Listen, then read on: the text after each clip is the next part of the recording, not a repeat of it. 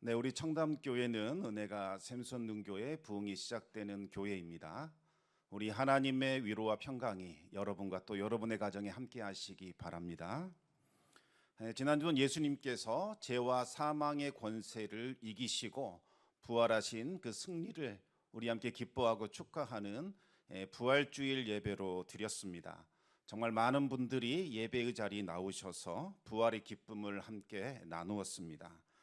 우리는 이 고난주간과 또 부활주의를 통해서 예수님의 십자가와 부활에 대한 의미를 함께 나누었습니다. 하나님은 우리를 구원하시고자 예수님을 이 땅에 보내주셨죠. 예수님은 십자가의 죽으심으로 우리가 치러야 할 그 죄값을 대신 치러주셨고, 또 십자가에서 흘러내리는 그 피로 우리의 모든 죄를 다 씻어주셨습니다. 예수님의 십자가를 통해서 우리는 더 이상 죄인의 신분이 아니라 하나님의 자녀가 되었습니다. 또 예수님은 부활하셔서 죄와 사망의 권세를 이기셨습니다. 부활하신 예수님은 사단의 권세를 사로잡아 무장해제시키시고 그들을 결박하여 승리의 개선 행렬에 끌고 나와 온 세상의 구경거리로 삼으셨습니다.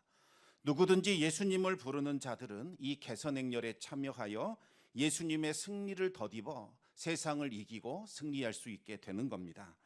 요약하자면 예수님은 우리에게 구원을 주시기 위하여 십자가에 달려 죽으셨고, 죄와 사망의 권세를 이기고 부활하심으로 우리에게 영원한 승리를 주셨습니다. 예수님은 십자가와 부활을 통하여 우리의 구원이 되셨고, 우리의 자랑이 되셨고, 우리의 승리가 되셨습니다. 이제부터 누구든지 주 예수의 이름, 권능의 이름, 능력의 이름, 승리의 이름을 부르는 자들은 예수님의 승리를 덧입어 세상을 승리하며 이길 수 있는 그와 같은 존재가 됩니다. 우리 함께 고린도전서 15장 57절과 58절 말씀 같이 읽겠습니다. 우리 주 예수 그리스도로 말미암아 우리에게 승리를 주시는 하나님께 감사하노니, 그러므로 내 형제들아 견실하며 흔들리지 말고 항상 주의 일에 더욱 힘쓰는 자들이 되라. 이는 너희 수고가 주 안에서 헛되지 않은 줄 알미라. 아멘. 하나님은 예수 그리스도의 이름을 부르는 자들, 그들에게 승리를 주십니다. 날마다 승리의 이름, 예수 그리스도의 이름을 부름으로 세상을 이기고 승리하는 성도 되시기를 우리 주님의 이름으로 축원합니다. 그런데 많은 분들이 이 십자가와 이 부활을 개인이 구원받는 것 딱 여기에만 한정해 버립니다. 그러다 보니 죽어서 천국 가는 것, 그것이 하나님의 구원 계획의 전부다, 이렇게 생각을 하게 됩니다. 예수님을 믿고 구원받아 천국 가게 되었으니까 그것으로 다 된 것이 아니냐, 그것으로 충분한 것이 아니냐, 이렇게 생각을 하게 되지요. 그래서 가장 중요한 것은 내가 구원받았는지 안 받았는지 그것을 아는 것, 구원의 확신이 있느냐 없느냐, 이것이 신앙의 전부가 되어버렸습니다. 요즘은 잠잠한데 한때는 이 구원파가 아주 활발하게 활동을 했습니다. 교회 앞에 서 있다가 예배를 마치고 나오는 성도들에게 질문을 합니다. 당신은 구원의 확신이 있으십니까? 오늘 죽어도 천국에 갈 그와 같은 자신이 있습니까? 이렇게 질문을 던집니다. 이것은 아주 중요한 질문이지만 너무나 좋지 않은 의도가 들어있기 때문에 그 질문을 들으면 마음이 굉장히 불편해집니다. 글쎄요, 저는 예수님도 믿고 또 성경도 읽고 또 선한 일들도 하고 교회 봉사에 참여하고 있습니다. 그래서 저는 구원받았다고 생각을 합니다. 그러면 이때다 싶어 또다시 질문을 하지요. 그러면 언제, 몇 월 며칠, 어떤 말씀으로 어디에서 거듭나는 체험을 하셨습니까? 이렇게 질문을 합니다. 그 질문을 받으면 정말 난감해집니다. 특히 어려서부터 신앙생활 하신 분들, 모태신앙인 분들은 할 말이 없어서 곤혹스러워집니다. 엄마 뱃속에 있을 때부터 교회에 나왔기 때문에 자신도 모르는 사이에 자연스럽게 신앙이 들어가서 어떤 극적인 변화나 체험이 있기가 아주 어렵습니다. 반면에 이 죄악된 문화 속에서 많은 어려움과 결핍을 느끼며 성장한 사람은 예수님을 영접할 때에 극적인 변화를 경험하는 경우가 많습니다. 만약 바울처럼 교회를 핍박했다거나 폭력을 행사하는 과거의 전력이 있었다거나 살인과 같은 극악무도한 죄를 저질렀다면 예수님을 믿을 때 강력한 성령의 역사를 경험하게 됩니다. 왜 그럴까요? 그 이유는 성령이 아니고서는 이 사단의 권세가 사로잡고 있는 그 심령, 그 완악한 마음을 깨트릴 수 없기 때문입니다. 예수님을 나의 주, 나의 하나님으로 고백하려면 사단의 결박을 깨트리고 성령의 권세 아래에 영접할 수 있는데 그와 같은 작업이 필요하기 때문에 성령의 강력한 체험이 나타나는 것이지요. 이 사단의 권세가 물러가는 순간 영혼을 짓누르고 있던 그 무거운 짐이 벗겨지면서 자유와 해방의 기쁨이 막 몰밀듯이 몰려옵니다. 얼마나 기쁜지 덩실덩실 춤을 추고 하나님의 이름을 높이고 눈물을 흘리며 기도하게 됩니다. 이와 같은 분들은 언제 구원받았는지 자신이 알 수 있습니다. 하지만 자연스럽게 어려서부터 신앙생활하신 분들은 극적인 체험이나 변화가 없기 때문에 머뭇거리게 됩니다. 그러면 이때를 노려서 말하게 되지요. 당신은 구원의 확신이 없군요. 구원의 확신이 없기 때문에 당신은 구원받지 못했습니다. 그 말을 듣는 순간 머리가 하얘졌습니다. 그렇구나. 나 구원 못 받았구나. 그래서 나에게는 그와 같은 체험이 없었구나. 그럼 그렇지. 그 한마디 때문에 이제부터 영적인 방황이 시작이 되거나 이단에 빠지게 되는 그와 같은 비극이 일어나게 됩니다. 여러분 조심하시기 바랍니다. 우리는 예수님을 믿고 영접함으로 구원받는 것이지 구원의 확신이냐 신비한 체험으로 구원받는 것 아닙니다. 구원의 확신이라는 것은 구원받았다라고 하는 어떤 느낌, 감정 이것을 말하는 겁니다. 예수님을 영접했을지라도 구원받았다는 확실한 감정이 당장에는 생기지 않을 수도 있습니다. 그럴지라도 예수님을 영접하셨다면 구원을 받은 겁니다. 반면에 구원받은 것 같아 이런 감정이 충만할지라도 예수님을 영접하지 않았다면 그 사람은 구원받지 못한 겁니다. 그 구원받았다는 감정은 일시적인 감정, 잘못된 감정, 자기 확신, 자아 도취에 불과하게 되는 거지요. 그러면 구원을 받았는지 받지 못했는지 판별하는 방법이 무엇일까요? 그것은 예수님을 어떤 분으로 고백하느냐 바로 여기에 달려 있습니다. 우리 함께 고린도전서 12장 3절 말씀 같이 읽겠습니다. 그러므로 내가 너희에게 알리노니 하나님의 영으로 말하는 자는 누구든지 예수를 저주할 자라 하지 아니하고 또 성령으로 아니하고는 누구든지 예수를 주시라 할 수 없느니라. 아멘. 유대인들이 이 기독교인들을 핍박하고자 이 사람이 기독교인인지 아닌지를 판별할 때 썼던 방법이 있습니다.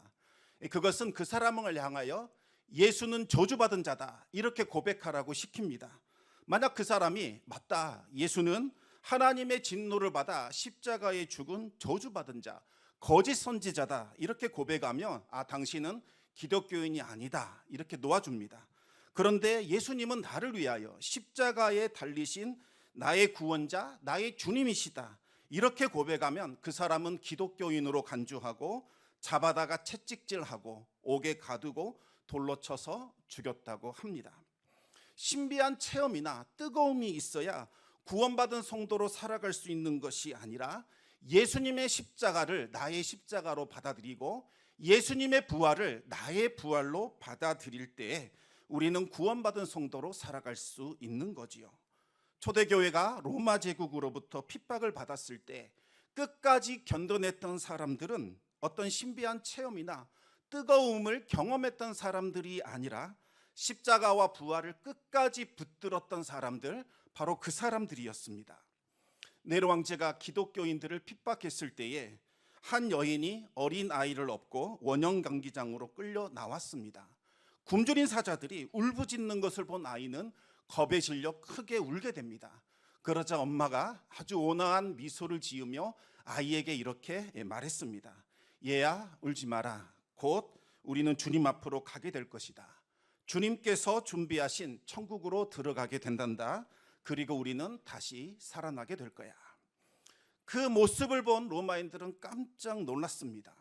기독교인들을 비웃고 조롱하는 자들이 그 기독교인들의 고결함, 그리고 진실함, 죽음을 두려워하지 않는 그 담대함을 보고서 정말 두려움을 그들이 가지게 됩니다. 로마인들은 평소에 죽을까 봐 벌벌 떨며 살고 있었는데 그 죽음의 순간에 무릎을 꿇고 하나님께 기도하며 자신의 생명을 하나님께 맡겨드리는 기독교인들의 그 모습을 보고서 충격을 받지 않을 수 없었습니다. 왜 저 기독교인들은 박해와 죽음을 두려워하지 않는가? 저들이 믿는 예수는 도대체 누구인가? 그들의 신앙은 어떤 의미가 있기에 자신의 목숨보다 더 소중히 여기는가? 그들은 그 기독교인들 때문에 숨이 막힐 지경이었습니다. 나도 저들이 가지고 있는 저 신앙 한번 가져봤으면 좋겠다. 나도 저들이 박해받는 그 상황 한번 들어가 보고 싶다. 로마인들은 갈릴리 그 촌사람들의 이야기에 사로잡혀 그들이 전하는 예수님과 또 그들이 전하는 복음을 알고자 하는 열망이 커졌습니다. 마침내 그들에게도 복음이 전파되자 기다렸다는 듯이 그들도 예수님을 믿었고 그들 역시 기꺼이 박해를 받았습니다. 목숨을 걸어야 할 그 순교의 시간이 오자 그들 역시 영원한 주님께 충성을 바쳤고 자신의 생명을 내어 드렸습니다. 그래서 박해가 지속되면 지속될수록 로마 제국이 감당할 수 없을 만큼 성도들이 늘어나기 시작했고 결국 로마 제국은 기독교를 인정할 수밖에 없었습니다. 여러분, 구원받았다는 감정, 구원의 확신을 가지려면 어떻게 해야 되는 걸까요? 십자가를 지신 주님, 그 십자가를 바라보시기 바랍니다. 주님을 바라보는 것, 이것이 바로 믿음의 시작입니다. 주님을 믿고 말씀에 순종하면서 묵묵하게 신앙생활을 하다 보면 어느 순간부터 하나님이 살아계시다는 것과 하나님이 우리를 사랑하신다는 사실을 우리는 깨닫고 확신하게 됩니다. 우리 함께 로마서 10장 17절 말씀 같이 읽겠습니다. 그러므로 믿음은 들음에서 나며 들음은 그리스도의 말씀으로 말미암았느니라. 아멘. 처음에는 눈앞에 보이는 상황이 너무나 커서 하나님도 안 보이고 예수님도 보이지 않습니다. 그럴지라도 그 말씀 붙들고 씨름하다 보면 가랑비에 옷이 젖어들듯이 우리의 심령 가운데 하나님의 말씀이 스며들면서 나도 모르게 믿음이 생겨나게 되고 구원의 확신을 가지게 되는 겁니다. 디모데전서 4장 5절 말씀 우리 같이 또 읽겠습니다. 하나님의 말씀과 기도로 거룩하여 짐이라. 아멘. 말씀을 읽고 기도하다 보면 그리고 하나님의 때를 기다리며 인내하다 보면 반드시 기도 응답의 때가 오게 되어 있습니다. 문제를 해결해 주신 그 하나님을 경험하게 되는 거죠. 이와 같은 경험이 쌓이고 또 쌓이다 보면 자연스럽게 하나님을 믿고 신뢰하게 되고 어떤 상황에서도 하나님을 믿고 따를 수 있는 성숙한 믿음을 소유할 수 있게 되는 겁니다. 그런데 여러분, 어떤 신비한 체험이나 은사를 통해서 내가 구원받았는지 구원받지 않았는지를 확인하려고 한다거나 내 믿음이 어떠한지를 확인하고자 하면 실패할 수밖에 없게 됩니다. 왜냐하면 어떤 체험이나 은사를 지나치게 강조하는 사람들 중에는 겉으로 보기에는 대단한 믿음이 있는 것처럼 보이지만 실제로는 믿음이 전혀 없거나 성숙하지 않은 사람들이 너무나도 많습니다. 만약 그들에게서 어느 날 체험이 사라지거나 은사가 나타나지 않는다면 그들은 막 불안해하면서 하나님이 나에게서 떠났다 이렇게 생각하며 두려워하게 됩니다. 제가 아는 어떤 분께서 성령 체험을 하신 후에 온몸이 막 떨리면서 방언을 하게 되는 그와 같은 은사를 받았습니다. 그리고 기도하면 또 기도받은 사람이 가끔씩 치유되는 신유의 은사가 나타나기도 했습니다. 얼마나 기뻤던지 주변 사람들에게 하나님이 나와 함께 계신다 이렇게 자랑했습니다. 또 기도하다 보면 계속해서 하나님이 들려주신 음성이 사랑하는 딸아 이와 같은 음성을 들려주십니다. 하나님이 나를 엄청 사랑한대, 나만 특별히 사랑하시는 것 같아, 이와 같은 말들을 했습니다. 그런데 이 몸에 떨림이 없는 날이 오면 갑자기 막 불안해하면서 실망하는 겁니다. 하나님이 나에게서 떠나가신 것 같다 그렇게 이야기를 하는 겁니다. 그러다가 또다시 떨림이 찾아오면 하나님 나와 함께 하시는구나, 하나님이 나를 사랑하시는구나 이렇게 기뻐하며 자랑했습니다.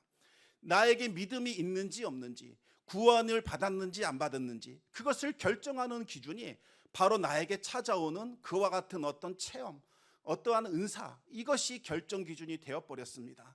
그래서 어느 날은 구원받은 것 같이 막 기뻐했다가 또 어느 날은 구원이 떠난 것 같은 절망감에 빠지는 이와 같은 모습을 보이게 되는 거지요. 오늘 본문에 나오는 이 고린도 교회에도 그와 같은 사람들이 있었습니다. 이들은 성령의 은사나 신비한 체험을 통해 구원받았다는 것을 확인받고자 했습니다. 특히 이 방언의 은사, 예언의 은사, 치유의 은사를 아주 높은 수준의 은사로 여기면서 이 정도의 은사를 받아야 제대로 된 구원을 받았다, 그렇게 주장을 했던 겁니다. 하나님께서 특별히 사랑하시는 사람, 이들에게만 이와 같은 은사를 주신 것이라 하면서 이런 은사가 없는 사람들, 그들을 향하여 너희는 아직 구원받지 못했다, 구원받았을지라도 뭔가 좀 저급한 구원, 불충분한, 뭔가 좀 부족한 구원을 받았다, 이렇게 주장을 했습니다. 그들은 자신이 받은 그 은사를 가지고서 다른 성도들을 정죄하거나 괴롭혔고 교회를 어지럽히는 이와 같은 일들을 행하였습니다. 이 사람들은 은사가 무엇인지를 전혀 모르는 사람들입니다. 이 은사를 원어 그대로 번역해 보면 은혜로 주신 선물, 이와 같은 뜻이 있습니다. 은사는 구원받은 성도들에게 하나님께서 값없이 주시는 하나님의 선물입니다. 내가 다른 사람들보다 더 경건하기 때문에 그에 대한 보상으로 주시는 것도 아니고, 내가 다른 사람들보다 기도를 더 많이 했기 때문에 그에 대한 대가로 주시는 것도 아닙니다. 물론 은사를 달라고 기도하다 보면 하나님께서 구하는 자에게 은사를 주시기도 합니다. 그럴지라도 변한 것은 없습니다. 오랫동안 기도해서 은사를 받았다 할지라도 그 사람이 한 일은 끈질기게 달라고 기도한 것, 그것밖에 없는 거지요. 마치 어린 자녀가 끊임없이 부모님에게 졸라서 용돈 달라고 해서 용돈을 받은 것, 그와 같은 것에 불과합니다. 결국 은사는 하나님이 그 사람에게 값없이 주신 선물이라는 것을 우리는 기억해야 합니다. 그러면 왜 하나님은 성도들에게 이와 같은 은사를 주시는 걸까요? 은사를 통해서 너희가 구원받았다는 감정을 가지라, 그것 때문일까요? 은사를 받아야 행복하게 신앙생활할 수 있기 때문에 행복하라고 주신 걸까요? 우리는 하나님께서 우리 성도들에게 은사를 주신 이유가 무엇인지를 반드시 기억해야 합니다. 우리 한번 따라하겠습니다. 은사는 교회를 섬기라고 주신 하나님의 선물이다. 교회를 섬기라고 주신 하나님의 선물이다. 아멘. 중요하니까 다시 한번 따라하겠습니다. 은사는 교회를 섬기라고 주신 하나님의 선물이다. 은사는 교회를 섬기라고 주신 하나님의 선물이다. 아멘. 고린도전서 12장 28절 말씀 우리 같이 읽겠습니다.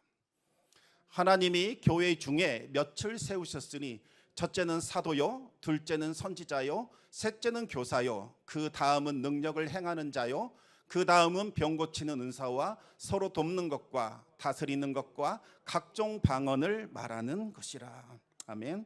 하나님께서 구원받은 성도들에게 은사를 주시고 그들에게 직분을 맡기신 것은 그것을 가지고 주님의 몸된 교회를 섬기고 세우라고 주신 겁니다. 우리가 예수님을 믿어 천국에 가는 것, 이것 매우 중요합니다. 이것보다 더 중요한 것은 없습니다. 마태복음 16장 26절과 27절 말씀 우리 같이 읽겠습니다. 사람이 만일 온 천하를 얻고도 제 목숨을 잃으면 무엇이 유익하리요? 사람이 무엇을 주고 제 목숨과 바꾸겠느냐?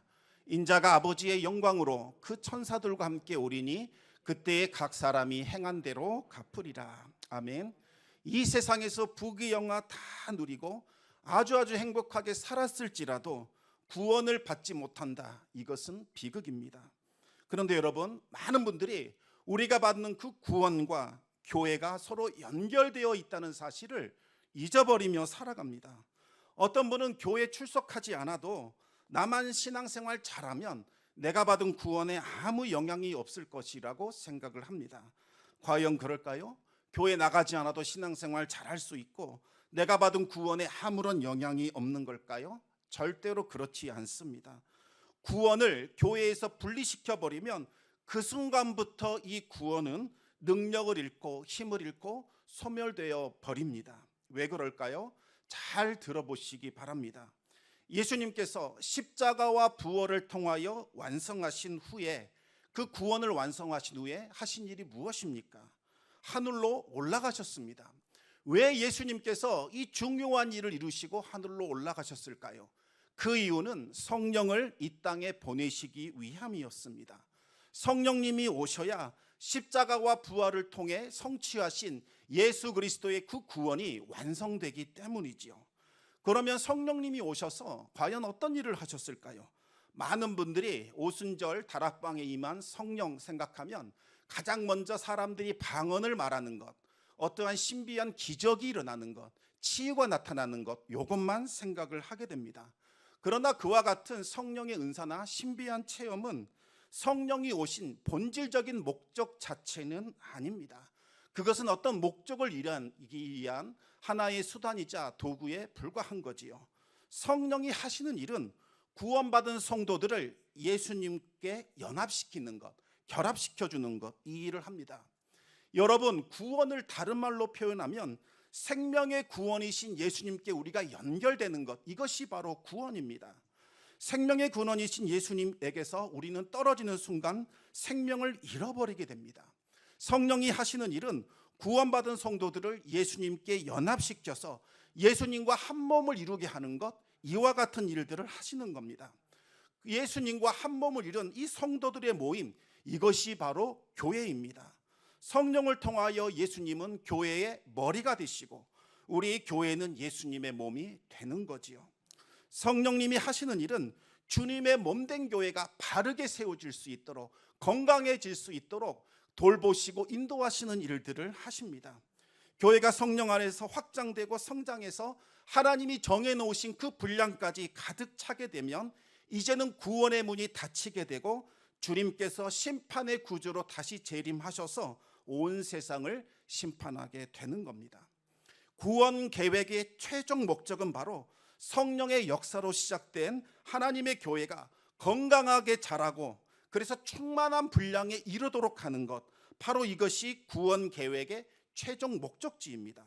그래서 하나님의 관심은 구원받은 성도들이 예수님과 연합하여 건강한 교회로 자라는 것, 바로 여기에 있는 거지요. 여러분, 어떤 교회가 건강한 교회일까요? 바로 그 교회는 예수님을 주로 고백하는 교회, 주님의 말씀이라면 순종하는 교회, 이 교회가 아주 건강한 교회입니다. 건강한 교회가 되려면 성령으로 충만해야 합니다. 왜냐하면 성령이 하시는 일이 우리의 입술을 통하여 예수님을 주로 고백하게 만들고 예수님께 순종하는 그와 같은 일을 하시기 때문입니다. 우리가 예수님을 떠나 살게 되면 성령께서 우리 안에 근심하시고 탄식하시면서 우리를 위하여 울며 간구하십니다. 그래야 다시 우리가 주님께로 돌아올 수 있도록 해주는 그와 같은 일들을 하시는 겁니다. 3절 말씀처럼 성령으로 말하는 사람은 누구든지 예수를 저주할 자라 하지 않고 성령이 아니고서는 누구든지 예수님을 주라고 고백할 수도 없습니다. 성령은 하나님의 영이시요 예수님의 영이시요 교회의 영이기 때문입니다. 예수님은 두 가지의 영이 있다, 이렇게 말씀을 하셨습니다. 하나는 도둑질하고 죽이고 멸망시키는 영이요, 또 다른 영은 생명을 주고 풍성하게 하는 영입니다. 우리 함께 요한복음 10장 10절 말씀을 같이 읽겠습니다. 도둑이 오는 것은 도둑질하고 죽이고 멸망시키려는 것뿐이요, 내가 온 것은 양으로 생명을 얻게 하고 더 풍성히 얻게 하려는 것이라. 아멘. 이 사탄에게 속한 어둠의 영은 도둑질하고 죽이고 멸망시키지만 하나님의 영이신 성령은 살리고 고치고 회복시키는 일을 하십니다. 여러분, 교회라고 해서 저절로 성령으로 충만해지는 것 결코 아닙니다. 또 교회 안에 성령의 은사가 많고 풍성하다 할지라도 성령으로 충만해지는 것도 아닙니다. 고린도 교회는 성령의 은사가 풍성했지만 성령의 역사가 전혀 나타나지 않았고 도리어 악령의 역사가 강하게 나타났습니다.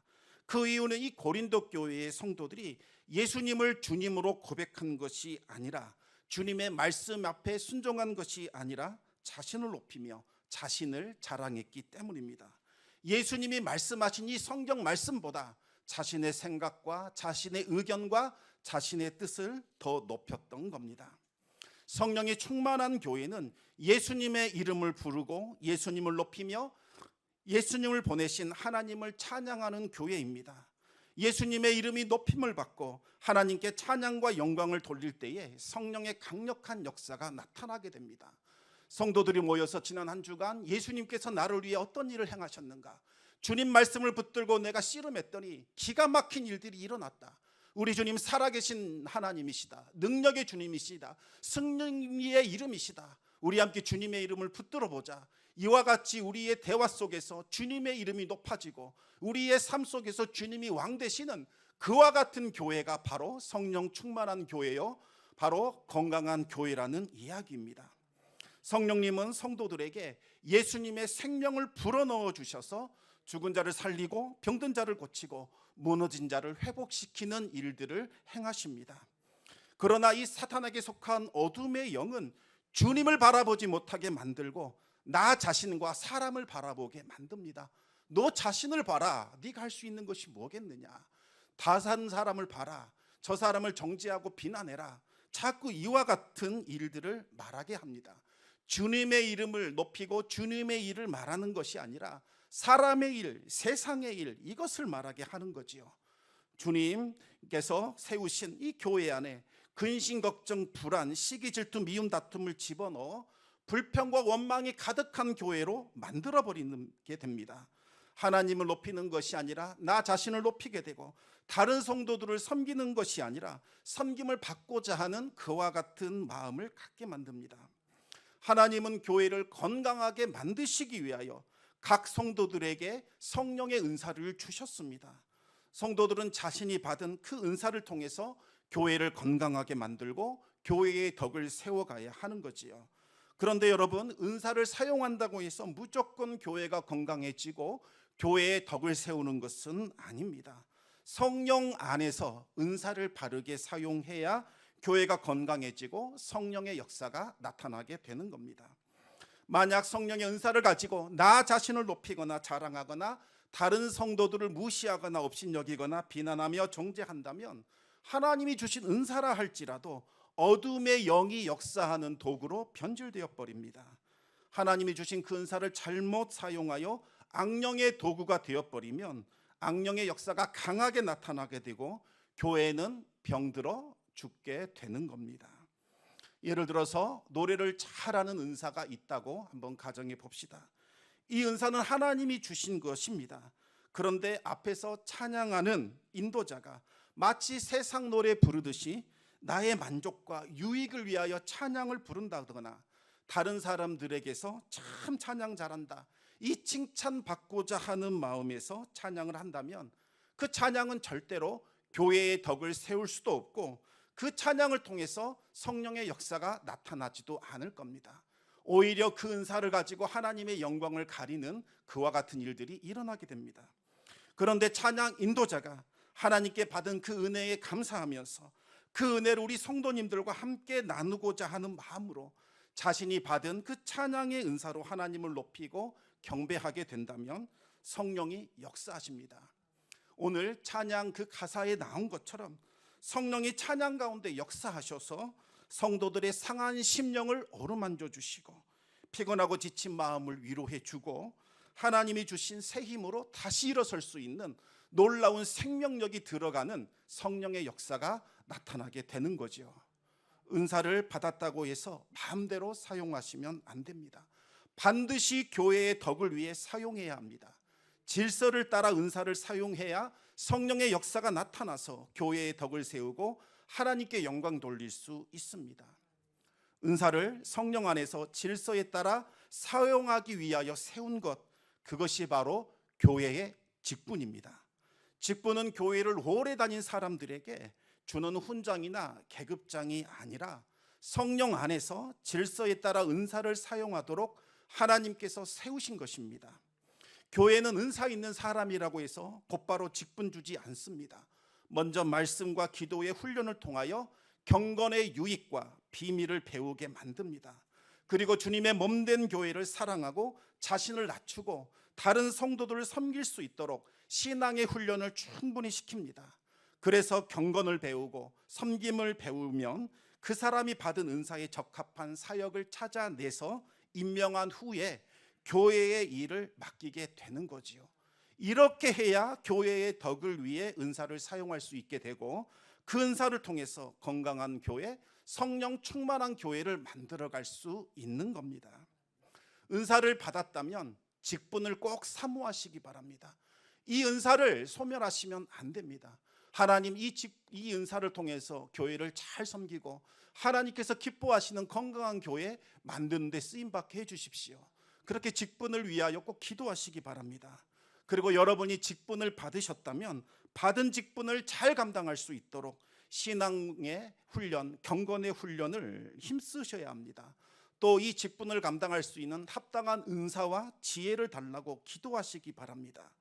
구원받은 성도들이 각자가 받은 그 은사와 직분을 잘 사용하여 교회를 섬길 때에 그 교회는 건강한 교회, 성령 충만한 교회가 되어서 나 자신과 다른 성도들을 살리고 고치고 회복시키는 구원의 역사를 완성시킬 수 있는 겁니다. 사랑하는 성도 여러분, 우리 청담교회는 주님께서 핏값을 치르고 세우신 주님의 몸된 교회입니다. 하나님의 관심은 우리 교회가 건강한 교회, 성령 충만한 교회가 되게 하는 것, 여기에 있습니다. 그래야 나 자신과 성도들과 우리 가정과 이웃과 이 땅이 살아나고 고침받고 회복될 수 있기 때문입니다. 구원의 방주로서의 역할을 감당하게 되는 거지요. 건강한 교회, 성령 충만한 교회를 만드는 것, 이것보다 더 아름답고 복되고 귀한 일은 없습니다. 아무리 이 세상에서 어떤 일을 행하였다 할지라도 하나님의 심판대 앞에 섰을 때에 하나님께서 무엇을 물어보시겠습니까? 내가 너를 구원하여 예수 그리스도와 연합한 그 교회 안에서 너는 내가 주신 은사로 그리고 어떠한 직분으로 교회를 섬겼느냐 물어보실 것입니다. 하나님께서는 그 대답에 따라 그 사람이 행한 행위에 따라 그대로 갚아주시고 상급을 주실 것입니다. 건강한 교회, 성령 충만한 교회는 앞에 서 있는 목사나 또 우리 교육자들이나 당회원들의 노력만으로 되는 것은 아닙니다. 모든 성도들이 한 마음과 한 뜻이 되어 주님의 몸된 교회를 소중히 여기고 각자가 받은 은사와 직분을 통해서 성령 안에서 교회의 덕을 세워갈 때에 건강한 교회, 성령 충만한 교회가 될 수 있는 겁니다.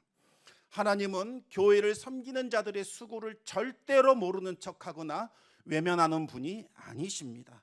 반드시 갚아주십니다. 교회를 위하여 섬기는 자들에게 주시는 복은 그 세대에 끝나는 것이 아니라 자녀들과 그 후손들에게까지 이어진다는 사실을 꼭 기억하시기 바랍니다. 주님의 몸된 우리 청담교회를 사랑하고 소중히 여기며 각자가 받은 은사와 직분을 통하여 교회를 잘 섬길 수 있게 되기를 우리 주님의 이름으로 축원합니다. 기도하겠습니다. 아버지 하나님, 감사와 찬송을 드립니다. 우리가 무엇이간데 예수 그리스도의 십자가로 우리를 구원하여 주시고 또 주님의 부활에 참여하게 함으로써 주님의 승리를 덧입는 영원한 승리자가 되게 하시는지요. 또한 주님께서 우리를 교회가 되게 하여 주시사 주님의 몸된 교회를 섬기며 주님의 몸된 교회를 위하여 수고하는 자로 삼아주심을 감사합니다. 아버지 하나님, 우리에게 주신 은사와 직분 소중히 여기게 하여 주시고 이것을 통하여 우리 청담교회를 건강한 교회, 성령 충만한 교회, 하나님이 기뻐하시는 교회, 주님께서 살아 움직이시며 역사하시는 교회로 우리가 세워갈 수 있도록 인도하여 주시옵소서.